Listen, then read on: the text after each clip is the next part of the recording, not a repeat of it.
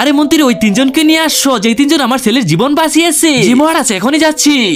মহারাজ এই দেখেন ওই তিনজনকে নিয়ে আসছি, যে তিনজন আপনার ছেলের জীবন বাঁচিয়েছে। শুনো, তোমাদের তিনজনকে পুরস্কার দেওয়া হবে, তোমরা একজন একজন করে আমার কাছে চলে আসো।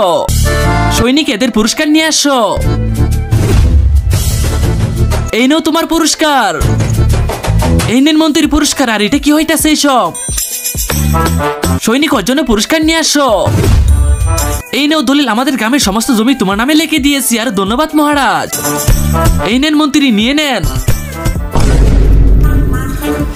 দাঁড়ান মহারাজ, আমার স্বর্ণের প্রয়োজন নেই, আমার পিছনে 6টি ডান্ডার বাড়ি মেরে দেন। কিন্তু কেন তোমার পিছনে ডান্ডা মারবো? তাহলে শুনেন মহারাজ, মন্ত্রী মশাই আমাদেরকে বলেছে। আরে শুনো, পুরস্কার হিসেবে যা দেওয়া হবে তোমাদেরকে, তাই অর্ধেক আমাকে দিতে হবে। আর না হলে কি হবে জানোই তো। তারপর কি হয় তা দেখার আগে তুমি যদি তোমার মা বাবাকে ভালোবাসো তাহলে ভিডিওতে একটা লাইক আর চ্যানেলটা সাবস্ক্রাইব করে দাও। হ্যাঁ ঠিক আছে, আমি বুঝতে পারছি। আরে সৈনিক, কি মন্ত্রীকে নিয়ে আসো আর পিছনে ডান্ডা মারতে শুরু করো।